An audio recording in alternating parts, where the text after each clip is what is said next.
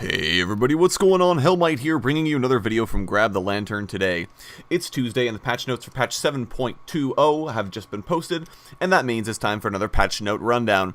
As always, I'll be going through the biggest changes made in this week's patch, and letting you guys know what you can be looking forward to in the coming weeks.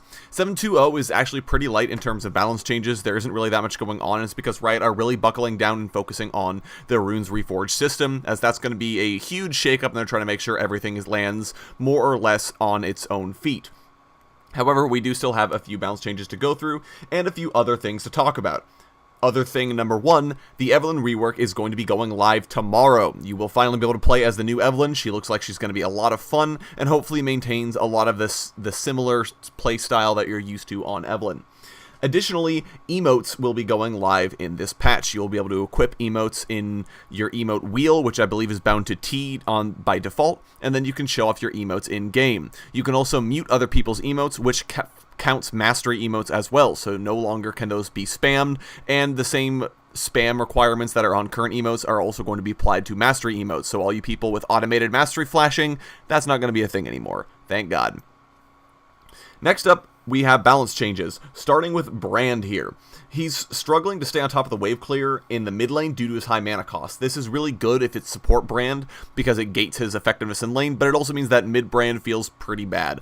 So Riot are giving him some mana sustain back. Whenever he kills a unit that's ablaze, he regains a small amount of mana. So as long as Brand is EWing the casters, he gets some of his mana back, allowing him to continue wave pushing. It's a nice change for Brand. I think it does buff his mid lane without buffing his support lane. We'll see if it gives mid Brand any more pick rate. Next up is Karma. She's being buffed because she's been under the weather for a while now. This is actually a sensor meta, but Karma isn't really even an option. People are picking almost every support besides her. So she's getting some minor buffs to how often she has Mantra available in a team fight.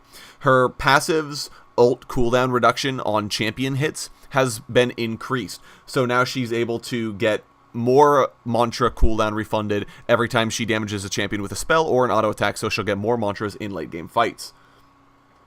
Next up is Ornn. He's getting even more changes. Power level is okay this time. It's not because he's underpowered or consistently hard to play. Now it's just addressing things that feel off about Ornn. So his W now deals % max health damage instead of % current health damage, so he can actually kill people at low HP. His E has a larger terrain hitbox, so he won't miss terrain that he should have hit. And his R reactivation no longer has a cast time, so he will instantly charge to headbutt the fire elemental. All these should help Ornn feel a little bit better to play without substantially buffing him. They are still buffs, I would say, but I wouldn't say that they're necessarily intended to be buffs. So hopefully he feels a little bit better to play in the future. Finally, for champion changes, we're looking at Tahm Kench. He's really clunky just because of a lot of his lockouts that he has, so Riot are trying to make him feel a little bit better and a little bit stronger during trades as well.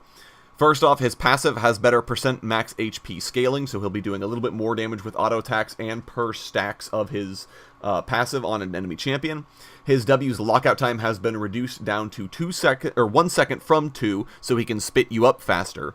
And his R no longer locks out Devour for 1 second after he reappears. So hopefully Kench feels a little bit better to play in the future. Next up, we're going to look at a couple of items, starting with Steric's Gauge.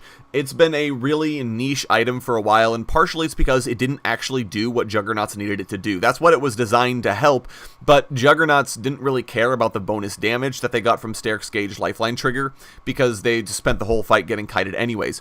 So Steric's Gauge is now an item intended to help Juggernauts have more sticking power and more staying power in fights. Right now, it is now melee only, so you will only get benefits from it if you are a melee champion. Its recipe has been changed to a Jorm's Fist and a Ruby Crystal, and the total cost is up to 3,200 gold from around 2,600 gold. The base AD increase is now 50% from 30%. The shield waits for about 3/4 of a second before decaying, and Lifeline now grants 30% tenacity for 8 seconds instead of additional damage. This means that people who build Steric's Gauge should feel better about completing it, and will also be much harder to kite in fights. So this is basically every Juggernaut's wet dream, and they should be actually wanting to build this item now. Finally, Ancient Coin is being nerfed. At the moment, the tension inherent in the item is that you should be having to pick up every single coin that drops. However, currently that's not the case, because the mana restore coins restore 10% of your missing mana. This means that you can afford to let mana restore coins go without ever having to risk it because of how much mana you get back for the few coins that you do manage to pick up. So now they're changing it so that the mana restore is now 6% from 10%. So you won't have to, you'll have to try and pick up more coins in the future, and picking up coins means you'll be exposing yourself to more harm from someone like Spell Thief's users.